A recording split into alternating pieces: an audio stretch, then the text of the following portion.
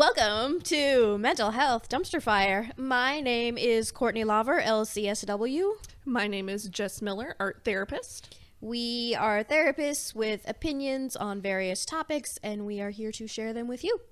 You can follow us online. I am Laver Listens on Instagram and Facebook. And I am the Artsy Brain on Instagram and Facebook. And just so you know, this podcast is for entertainment and education purposes only.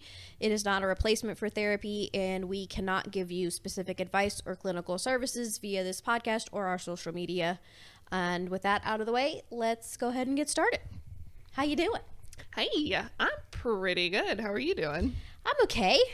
My tummy hurts. Oh no. I had milk, so. Oh, well, yeah, that'll do it. Yeah. Anything new and exciting for you? Counting down to wedding day. Oh, it's yeah? going to be a year from today, which is fun. Yeah. And scary, but exciting, mostly. Exciting. Yeah. Yeah, that's cool. Yeah. Do you have like a bunch planned already? Not really. We know where and when, and I guess we just have to show up and it happens. I don't know. That's it. I couldn't tell you.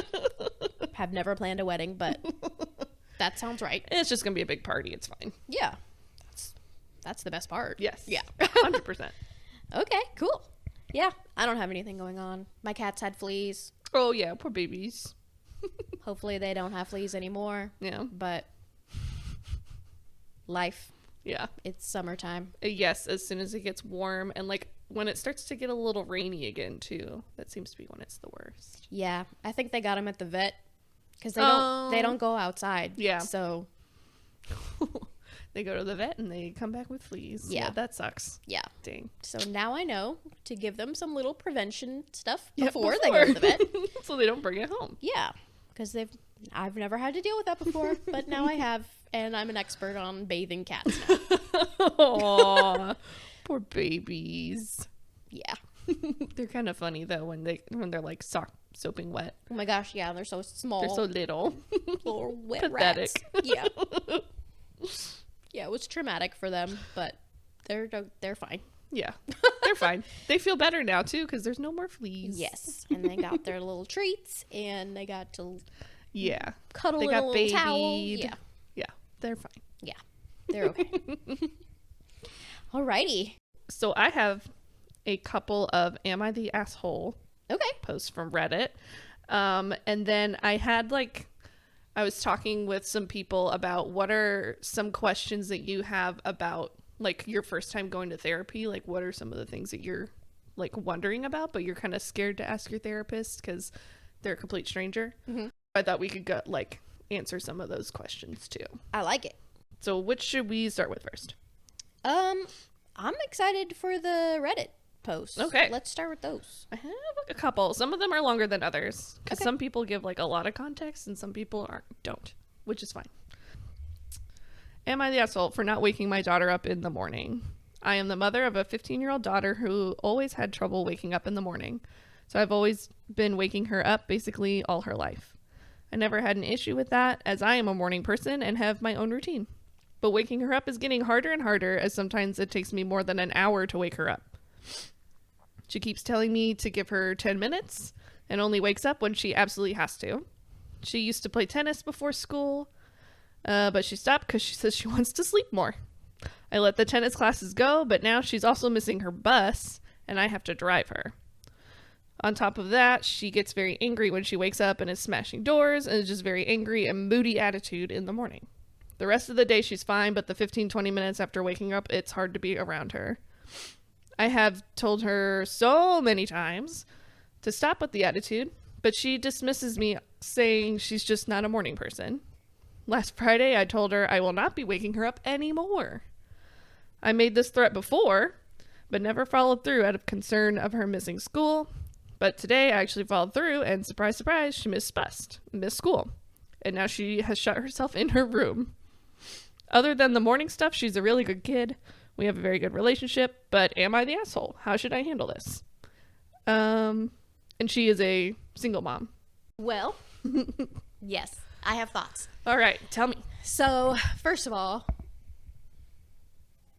don't make threats.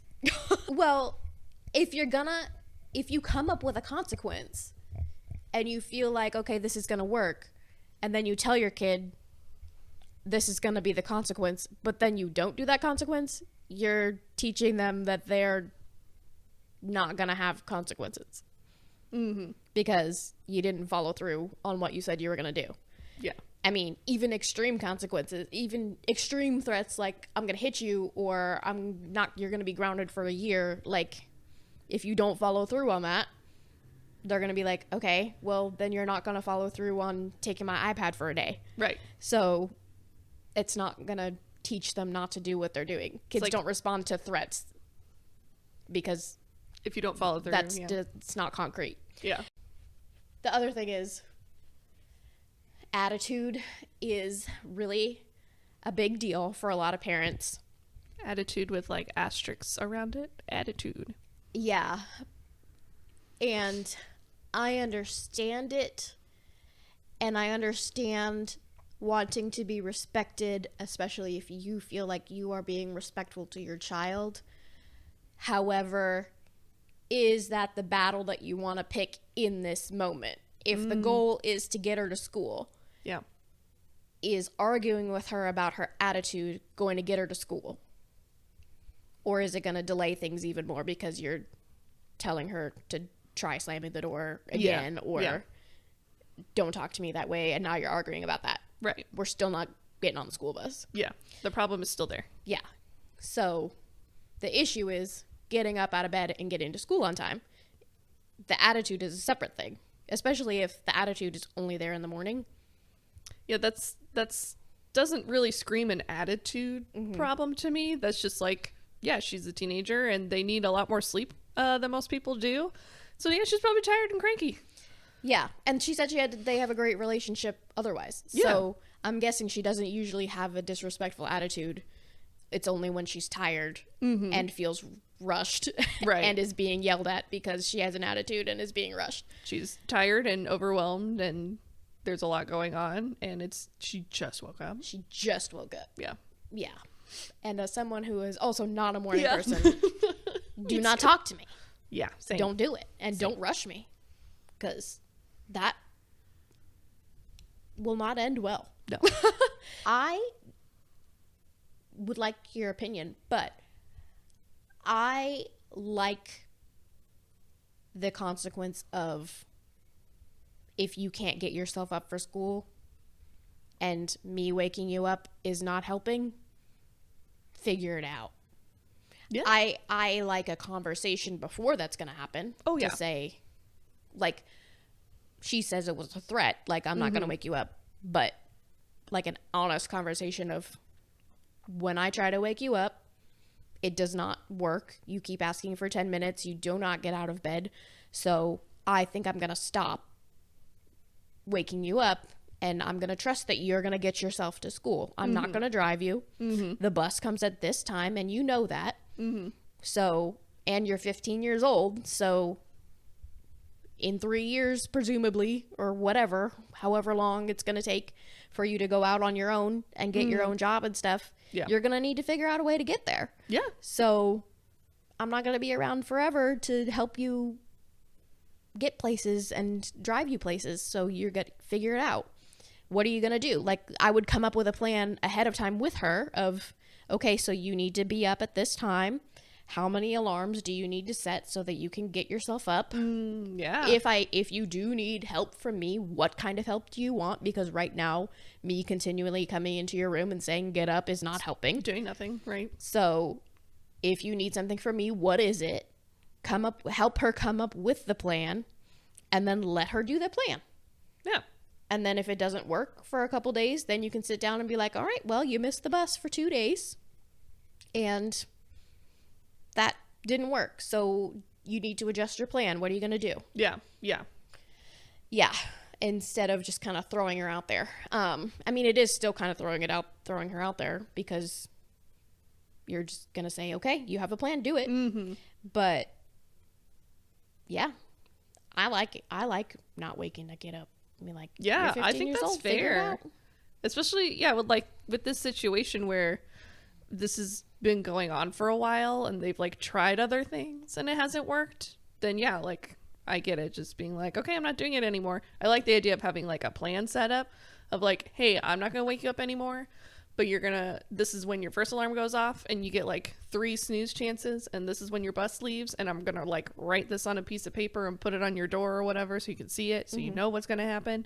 I think that's fair. Yeah. She's 15. Yeah. She's going to have to eventually figure it out, and doing it now while she's at home is going to be way easier than when she's an adult. Sure. And I think also it sounds like she wants to go to school. So it's not like she's dragging her feet and like trying to get out of going to school. Right. Because that would be a separate conversation. That would be a completely different thing. Are you avoiding going to school? Let's talk about that. Right.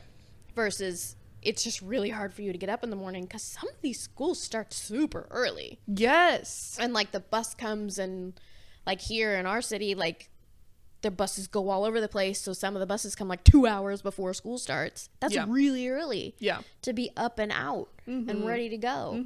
So yeah, maybe it's a struggle. Maybe we need to sit down and talk about a bedtime routine and getting to bed earlier so you can get up. Getting prepared ahead of time, like getting everything ready to go the night before, and then she could sleep a little more because she doesn't have to do as much in the morning.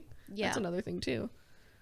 But yeah, if she's not trying to like get out of going to school, then I think setting up a little bit of a plan and then being like, okay, let's try it out. You do it on your own, see what happens. Yeah. Because that is a fear, and that's a legitimate fear for lots of parents, is that, well, if I don't get them up and get them to school, or if I don't take them when they miss the bus and they just miss a day of school, like that's going to fall back on the parent because they're the ones that are going to get in trouble for truancy and not making sure that their kids go to school. And that's tricky, because if it legitimately is like, I'm trying to get them to school and they won't go, like that's tricky. And I still kind of struggle with helping parents through that. But in this case, it sounds like she doesn't want to miss the bus. Yeah. And I think it would be even better if the mom put the boundary of, I'm not going to drive you to school. You'll have to find a different way to get there if you don't make the bus on time. Right. Yeah. I think that's fair too. I will come in when your first alarm goes off, and then I'm not driving you anymore if you're late. So like kind of like getting you started, but the rest is on you, kind of a thing. Yeah. Or having the child call the school if they do miss the bus and aren't going to come in, instead of the parent calling and saying she's not coming in. The kid has to call and say, I messed up. Yeah. I slept in on purpose. Yeah. Or I slept through my alarm, or whatever the situation is. I snoozed and did not actually get up. Yeah. Yeah. They have to report their own unexcused tardiness. Yeah. I think if I was a kid, when I was in like middle school and high school, and if that was the case, where if I was going to be late for school, I would have to call the school and tell them, I would never be late again. Exactly. I hated talking on the phone. I still hate talking on the phone. But I would be like, okay, I'm getting up extra early now just in case. Like, I am not calling the school. Yeah, that would same for me. That would motivate be me. Enough of a consequence to be like, never again.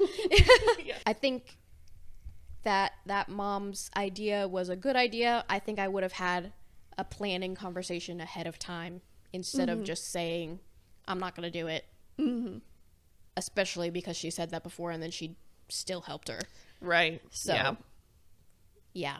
But now that it's happened one time where mom was followed through with the, I'm not taking you to school if you're late. Like, yeah, your kid's going to be really mad at you and shut herself in her room all day. But I think that might have been enough potentially of like a reality check of, okay, mom was real this time and followed through. Like, okay, I'm going to be better now. I'm going to change and do better now. Yeah, hopefully. I will say though, planning ahead, because it is a skill that people have to learn. And if your mom has woken you up and gotten you to school every day since you went to school in kindergarten, how are you expected to know that you need 4 alarms or that you need an alarm that you have to get up to turn off or whatever? Like, it's a big change. Yeah. You don't have to rescue your kids for their own mistakes, but you can help prepare them for the time that they need to be independent. Yeah. Set them up for success. And then ultimately it's on them if they're going to follow through. But typically, if there is some kind of plan set up for success in whatever they're trying to do, they're going to follow through with it. Yep. So the other parenting one. Okay. Am I the asshole for telling my kids mom said no? I already have thoughts. Okay. I have 2 kids who are 2 and 4 years old. And one thing I try to reinforce with them is that if mom or dad says no, if they go to ask the other parent, then the answer will also be no. So like consistency. Which means if they ask my wife and she says no, regardless of how I feel on the matter, I'm going to back her up. And I expect my wife to do the same. Well, this morning we were getting ready to leave, and 4-year-old asked my wife if she could get out a game that always makes a mess. So my wife said no. Immediately, 4 turned around to me and asked the same question. So I said, no, your mom told you no, which upset my wife, and I don't understand why. Am I the asshole? That's all we get? That's it. That's a short one. Oh, well, then I need so much more information. Yeah, that was what I was thinking too. Parent 1, I like their mindset of if the wife says no, I'm going to back you up. And I'm going to expect that they do the same so that both parents are on the same page. They have the same expectations. And it's consistent across the board, because that sucks when one parent's cool with something and the other parent's not. And then the kid knows who to go to when they want something. Yeah. But I would like some more information about why the wife reacted that way. Because no, I don't think that the first parent is the asshole. But clearly the wife has some sort of idea of why that wasn't okay. Right. Maybe she still likes the united front idea, but wants it to be reinforced of like, I'm not saying no because your mom said no. I'm saying no because that game makes a mess, and like repeats what the wife's reasoning was. Yeah. Of, well, that's why you can't do it. You can't not do it just because your mom said it and your mom is the boss, because I don't like that explanation anyway. It's not an explanation. It's not. It's just an excuse. And it's very, it just doesn't register with kids. Authoritarian of like, well, no, whatever I say is law, and you don't get to question me. And I understand that mindset, but I don't agree with it. Yeah, I get that too. And I think, I'm just assuming, which can sometimes make an ass out of you and me, as they say. Like, some of the people commenting on the thread are saying, like, it was, like, the way that he phrased that kind of, like, made mom feel like the bad guy, maybe. Yeah, it Which could. I think is probably why she might have been a little upset at that. Because he said, or the parent 1 said, no, your mom told you no. So it's, like, not explaining to the kid why. Which they're 4, so I think they could figure it out if you talk them through it. And then 2, you're putting the blame on mom. Yeah. And then mom feels like the bad guy. Right. For saying no. Yeah. I'm surprised. Well, I don't know if surprised is the right word, but I would have hoped that the first parent, upon seeing the wife's disappointment, would have just gone and had a conversation with her about, hey, why did that upset you? What can I do differently next time? Like, communication. They probably, it sounds like they were maybe like in a rush to get somewhere, and so they probably weren't able to talk about it in the moment, and then it just kind of got stuck in mom's head, maybe. Yeah, but they had time to post it on Reddit. But they had time to post it on Reddit, yeah. If you have time to post it on Reddit and ask them if you're the asshole, you have time to ask your wife if you're an asshole. Yeah, maybe you should ask her if you're the asshole first before you post it on Reddit.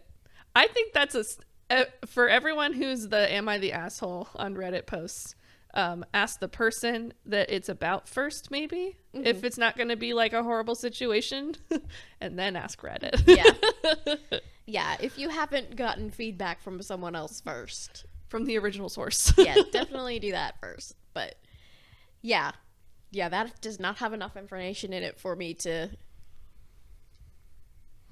go one way or the other. But I understand the poster's mindset, and I understand how the mom could have interpreted as like, Right. oh, well, you're just turning the kids against me and making me the bad guy for saying no.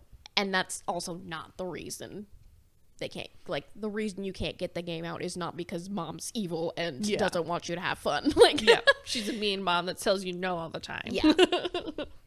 Yeah, I would definitely, if like this was a situation of someone like in a therapeutic sense talking to me about this kind of stuff, I would just have a lot of questions about context and what's going on, what's the normal situation look like. I would have so many questions. Need a little more information there to make a definitive decision. Yeah. Well, and I know that kids do that a lot, where they ask one parent something, and if they don't get the answer they want, they go to the other parent and ask the same thing. And yes, I believe that parents should be a united front. But I also understand that you don't always know if they've already asked the other parent, or you're in a rush and you don't have time to talk about, like, did your kid ask you this? Or let's have a little meeting and figure out what the answer is to this quick question. And what if it is something like, can I have a piece of candy? And one parent is like, no, you've already had candy today. And the other parent's like, I don't care. Right. So like, then is it like messing up your kid because your parents aren't consistent? Or is it just like every once in a while we don't talk to each other about every little thing? Yep. Or the kid like picks up on the loophole of, if I ask dad without letting him know I already asked mom, maybe he'll say yes. Yeah, because why would you go to your dad and say, Mom said no, but I'm Right. going to ask you? Mom already told me no, but can I do it anyways? Yeah. Which, yes, very good point. And someone commented on it and said, rephrasing it from no, your mom already said no, to, well, your mom already answered this question. That's a good point. I think that's a good, and even if like parent one, if they didn't know if mom said yes or no, you could be like, well, I think mom probably already answered this question, right? And then the kid would be like, probably take a second, be like, oh no, I got caught. Yeah. And then would give you an honest response. Yeah. So I think phrasing it that way in the moment would have gone better. And then also like moving forward, phrasing it that way, if you don't know the answer, if mom said yes or no, that would be a good way to be like, oh, well, pretty sure mom already answered that question for you. Yeah. I mean, yeah, I like that too. And then you could even phrase it as like, Mom already answered that question. What was the answer? So that they have to verbalize like, oh, yep, you understood. And you know, like, especially a 4-year-old, you know when they're lying. So if they were like, yeah, doing this, they're lying. You can tell with your own kids for sure. So I guess the answer to that one is maybe. Maybe you're the asshole. Maybe. Unintentionally. But talk to your wife. Why are you asking us? Yeah. Am I the asshole to this person? Ask that person first. See what they say. Assholerism is on the perspective of the person that you're being an asshole to, potentially. True. So that's true. Ask them first. And then ask Reddit. And then we'll talk about it. Yeah. Okay, so now I'm curious about the questions about therapy. The number one thing was cost, which blanket response, it depends on if they take insurance, if they don't take insurance, and what the therapist's specialties are, and how often you want to or need to go to therapy.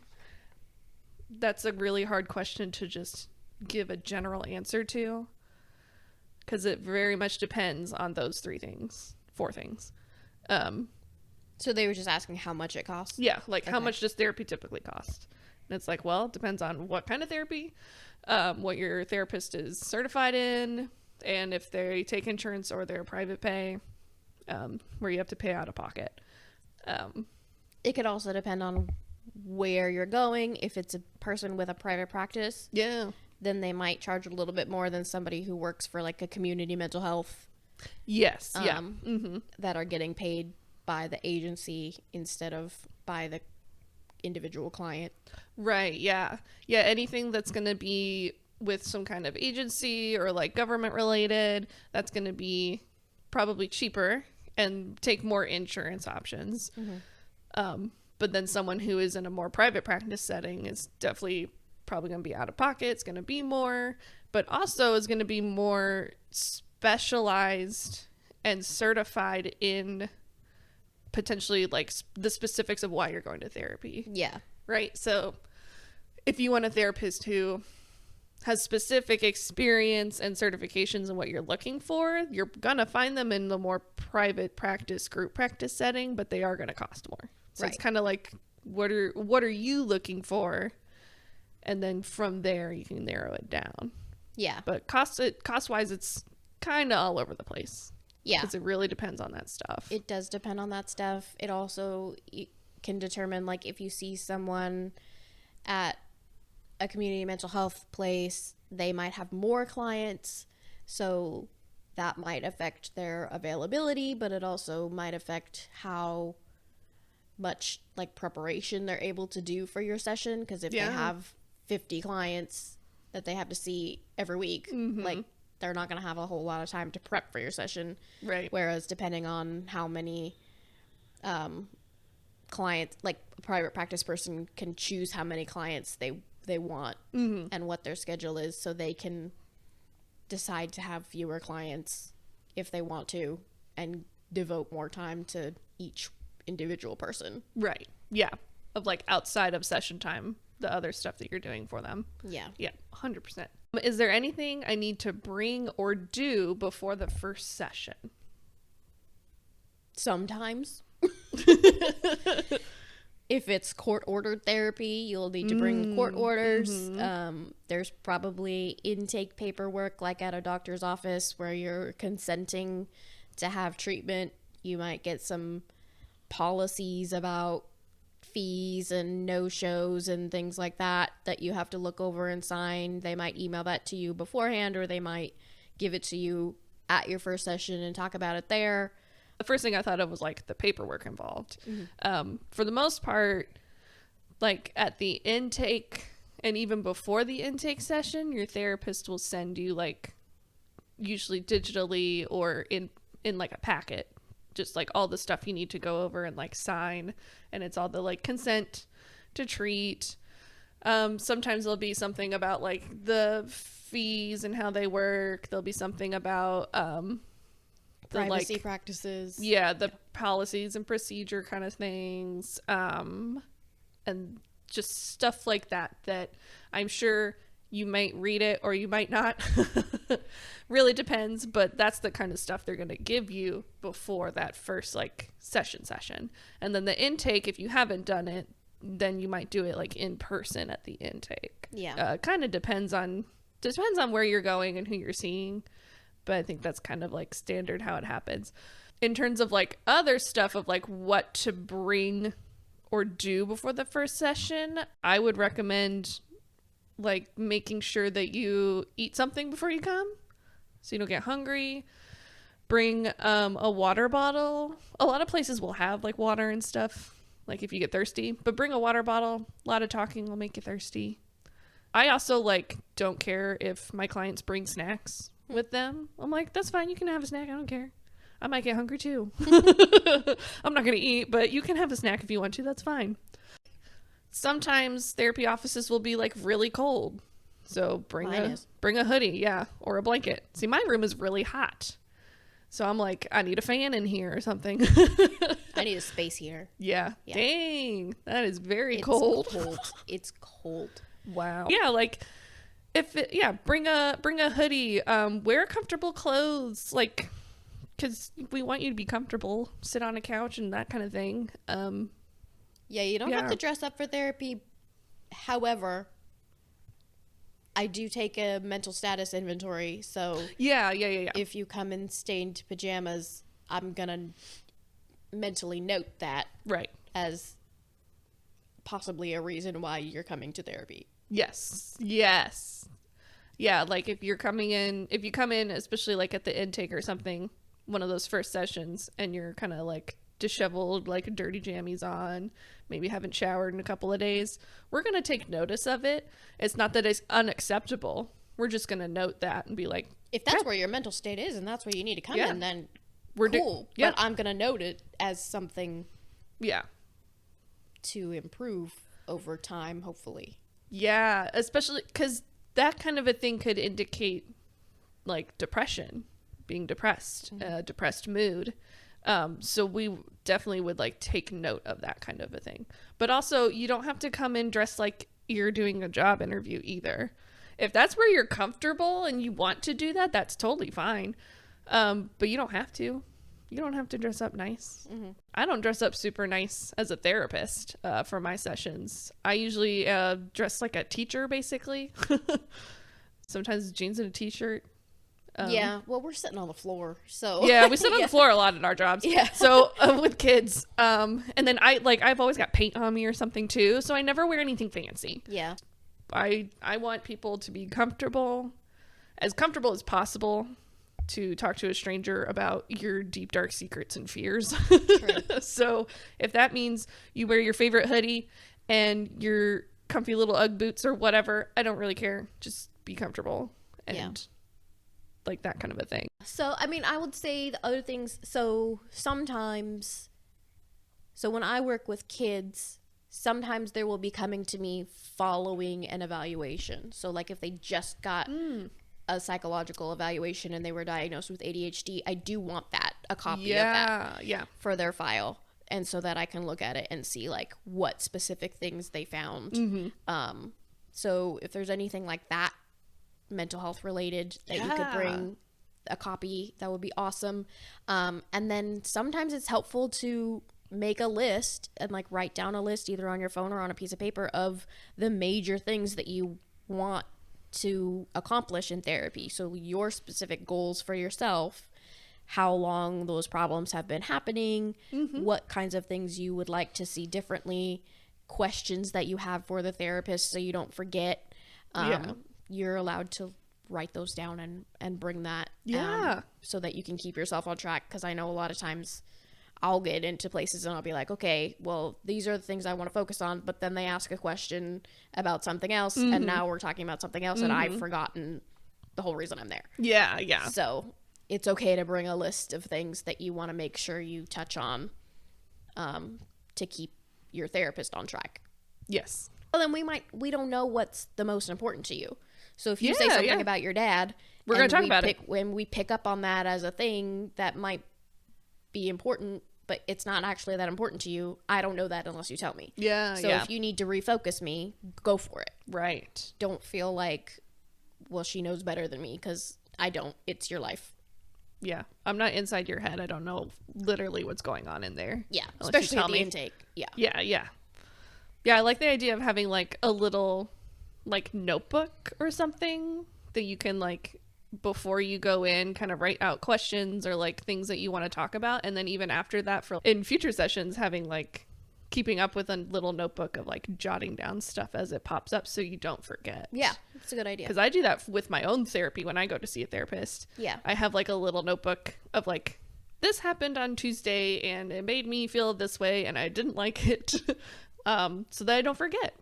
It's good to track for your own self anyway. And I'll say too, like, just as it might be important to write down like for like physical medical help or health, when you were diagnosed with things, surgeries that you've had, like dates of those things, maybe writing down like if you've had therapy before, what year was it? Do you remember if you were diagnosed with anything? What was helpful? What was not helpful? Things that have happened before and after you went to that therapist. Those kinds of things are helpful for yourself, but also might be helpful for a new therapist. Yeah. Kind of having like a timeline of significant life events and stuff like that. That can be really, really helpful to the therapist, just to know, kind of like know your lore a little bit, like your background, but also just knowing when things occurred and like looking at other stuff that occurred at the same time. That can be really helpful too. Yeah, it doesn't have to be super detailed. I'll do that sometimes in sessions. I've done that too.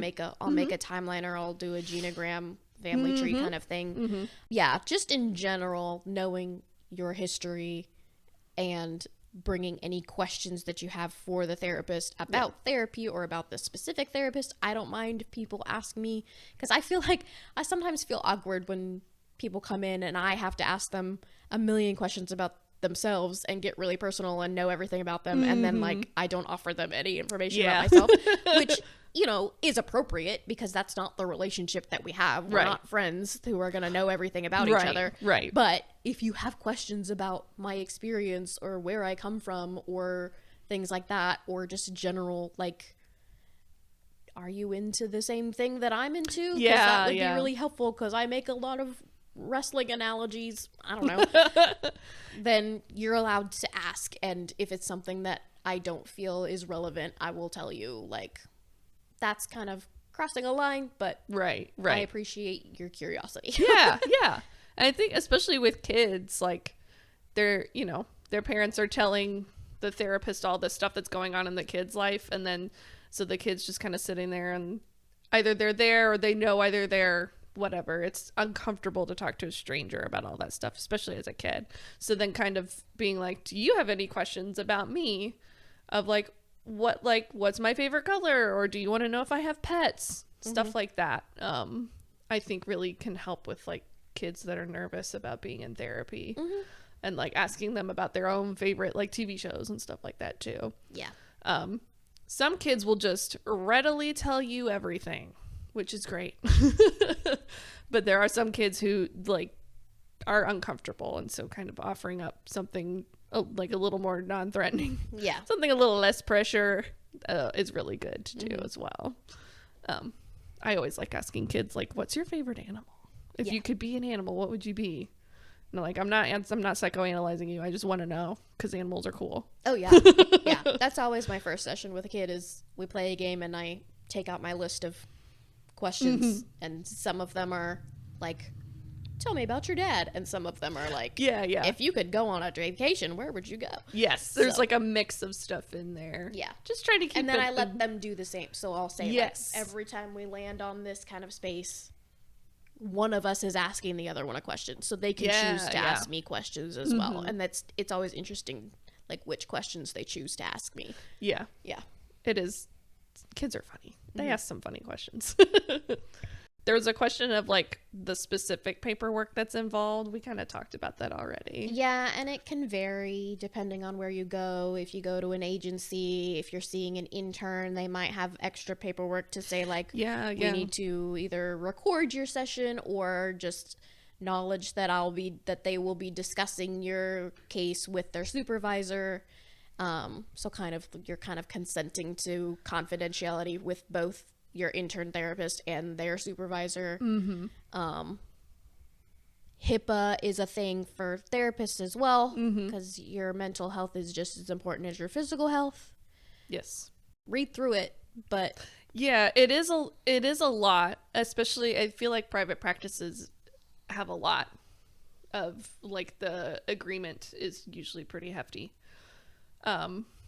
But yeah, read through it, and it is a lot, but if you have any questions about it, ask your therapist. Or even like if there's some kind of like administrative person, like at a front desk or whatever, they probably know a lot of the answers too. But ask your therapist, like, hey, I don't understand your late fee policy. Can you explain it to me? That kind of a thing. This isn't bad, but a lot of parents will just like sign the consent form and they skim it and not like go into each of the sections. But they're just trying to get the ball rolling, right? I get it. I understand. But yeah, it's always like the fees, cancellation policy type stuff that people have questions about. Scheduling is always something people have questions about, like how that works. That's usually it, is like the fees and the scheduling is what I get a lot of questions about, and what the first session looks like. Yeah, I definitely read it over because I will hit some highlights in the first session, but I expect that the clients have read it before they come in. Yeah, I don't go over the paperwork before, like at the intake session, unless they haven't done the paperwork. And then I'm like, I have to go over it now. I have to go through each little bit with you, which takes time, but it does cover a lot of good information that I need. But doing it ahead of time means that we can talk more about what you want to get out of therapy, what you want to do. And if you've signed it, I assume that you have read it and that you agree to it. Right. So even if you just skimmed it, I'm going to still assume that you at least looked at it. Yeah. If you don't understand it, don't sign it until you understand it. Yep. And if you have questions after you've signed it, because I'm sure you will, ask. Ask. I kind of know what it says. I kind of read it all the time. Yeah, and then what should I expect from my first session, and then how often should I go? Oh, both great questions. Yeah. So, I mean, yeah, I feel like we talked about the first session. We'll go over paperwork if we need to. I want to know what your biggest concerns are and what your goals are for yourself. I want to know what kind of symptoms you're having, especially if you are going to go somewhere where they're going to bill insurance. You're going to need to have a diagnosis attached to it. Otherwise, they can't bill the insurance. So they'll need to ask you specific questions about your mood and your behaviors so that they can put that diagnosis in. Ask what diagnosis they're putting in for you. Yeah, we make goals, get to know each other a little bit. That's the main stuff for the first session. Yeah, usually my first session, the focus is building that therapeutic relationship, making sure that, like, we're getting to know each other. I'm not going to, like, pressure you to talk about anything super deep yet. We're just going to kind of get to know how each other talks. Like, communication is important, and then covering, kind of like going over some of those big topics in that client agreement thing too is important. And I, like, especially with teenagers, I really emphasize the, like, confidentiality part of it, because a lot of younger kids don't really mind if their parents know what's going on in therapy. It's not a big deal to them, and most of the time it's, like, helpful if mom and dad know what we're talking about. But for teenagers, they're seeking more independence and, like, trying to be on their own and be more like an adult. So they're kind of, like, being more private. So I always explain to teenagers and preteens, like, confidentiality, like, I'm not going to tell mom and dad the specific stuff that we talk about in here unless I think you're going to be in danger in some way. And specifically, sometimes they, like, ask, like, well, if I tell you about a hypothetical situation of this, and this, are you going to tell my mom? And I'm like, no, because you're not in danger. And so we kind of do, like, a little back and forth. Yeah. Where they're like, well, what about this? What about this? What about this? And I'm like, no, I'm not going to tell mom and dad about that unless I think you're at harm in some way. And I think with teenagers, once they kind of, like, understand that level of confidentiality, that's when they really open up a lot. Yeah. So that's always something that I try to cover as well in that first session. Yeah. And that reminds me to be prepared when you go for your first session to be asked about suicide. Because I need to know if there's a history. I need to assess for current safety to make sure that I am equipped to give you what you need, but also that you're not in immediate danger. I'll ask about homicidal thoughts. I'll ask about abuse and neglect history, or assess to see if there's current abuse or neglect going on in the home. And I'll explain that those are limits that I have to confidentiality because we're mandated to report those things.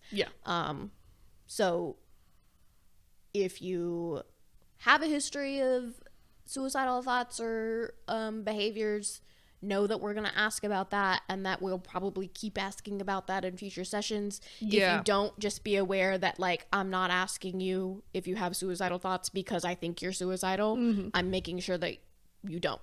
So it's not a big deal if you have never had suicidal thoughts. Like, I'm not trying to put that thought in your brain or imply that you're suicidal. I have to ask.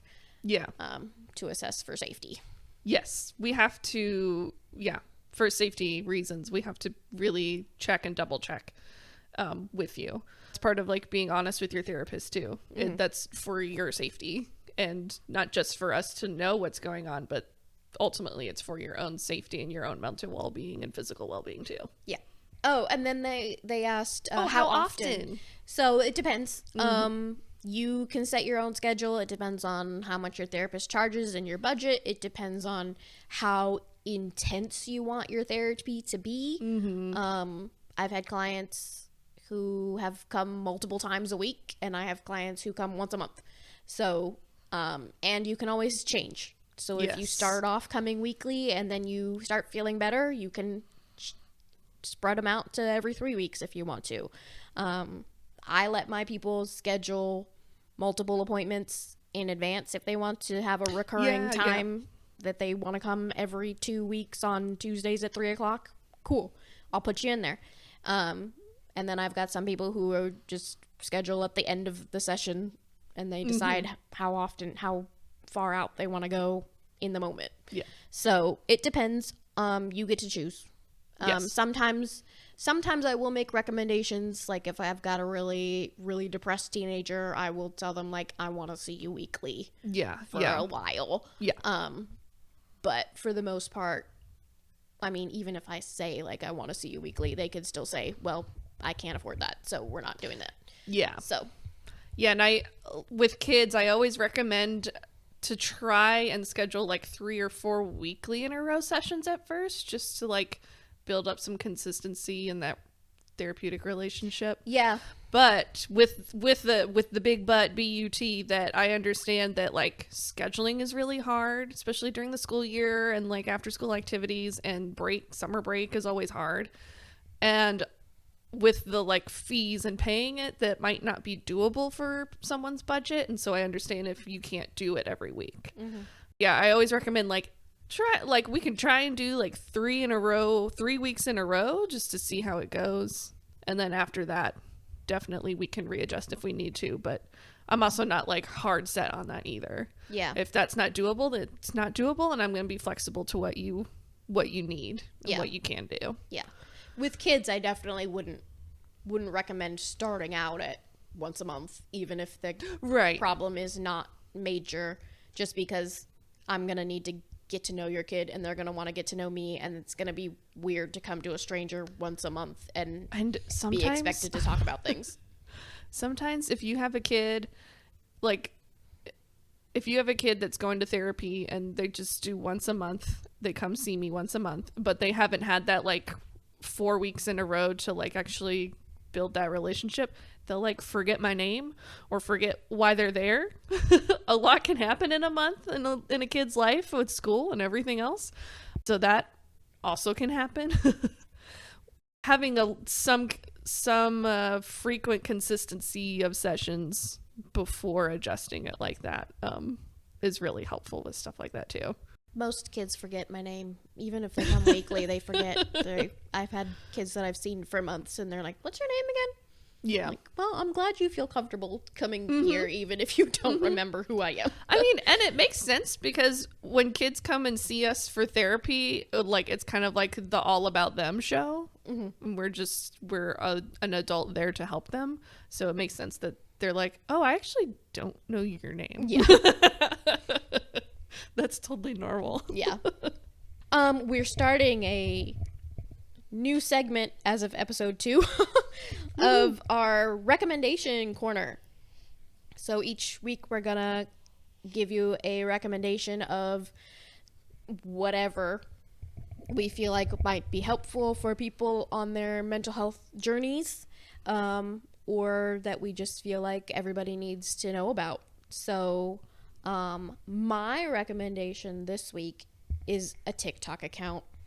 Mine is too. Really? Yeah. That's funny. I gotta find them right now, actually, so I don't mispronounce their names. It's my favorite parenting TikTok account. I use this guy for everything. I have saved so many of his TikToks.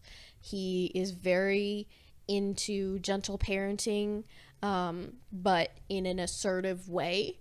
So he's very much like promoting kids' independence and self-reliability and accountability, but also like not being a pushover and establishing yourself as the authority in the home. You're still the parent who makes the rules. You have expectations. So his name is the Indomitable Black Man on TikTok. Wait, do you know I think him? I follow him too. Yeah, it's the _Indomitable, INDOMITABLE. ITABLE_ and then black man is all one word. He's awesome. He's got a website about gentle parenting. He's got resources. He's got a parenting book, which I haven't read but is on my list.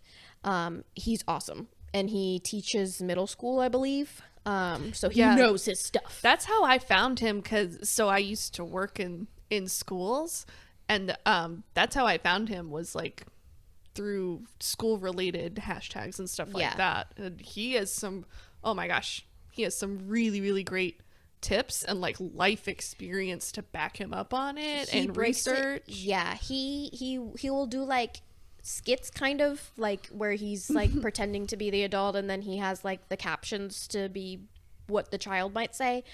So they're very straightforward, they're very easy to implement, and if you willingly work with 60 middle schoolers every day, you are a stronger person than I am. Yeah. So it takes oh my gosh, all teachers, but man, especially you middle school teachers, there's something else about you all. Yeah. Ooh. Yeah. To volunteer, I mean, you know, you're getting paid, but like to willingly say, yeah, I'll teach middle school. Couldn't be me. You're not getting paid enough, that's for sure. Yeah. That's for sure. Yeah, Domitable Black Man is my recommendation this week. Yeah, I'm gonna second that recommendation.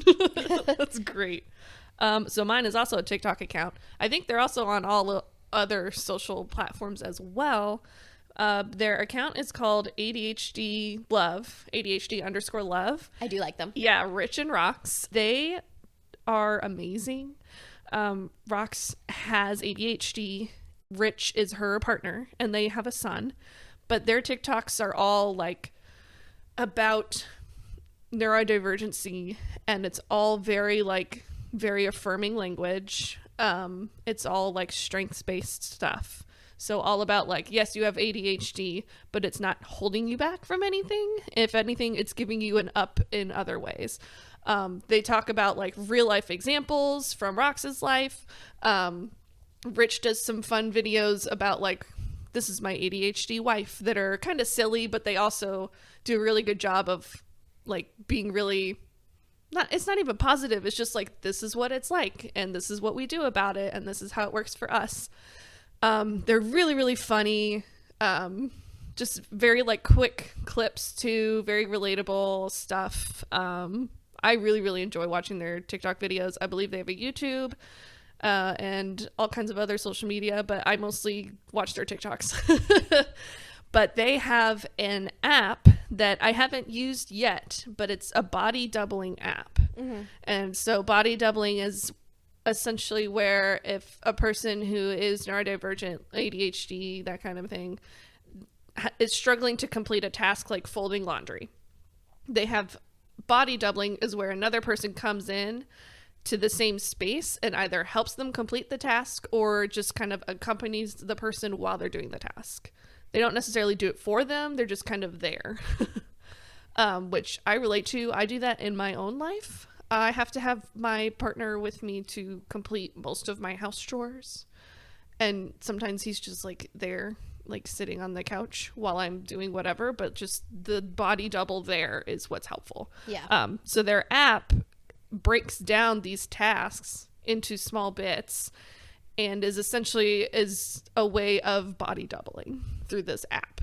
I think it would be, I haven't used it yet, so I don't know exactly how it works, but it seems like it would be a really, really good resource for people who are trying to like increase independence in their kids, like across the board. I think it would be great for all kinds of kids, not just like ADHD. But also for ADHD but adults. also and ADHD adults for sure. Yeah. Yet, but I do intend on trying it. Yeah, let me know, because I think I looked at that app. I think it is subscription based.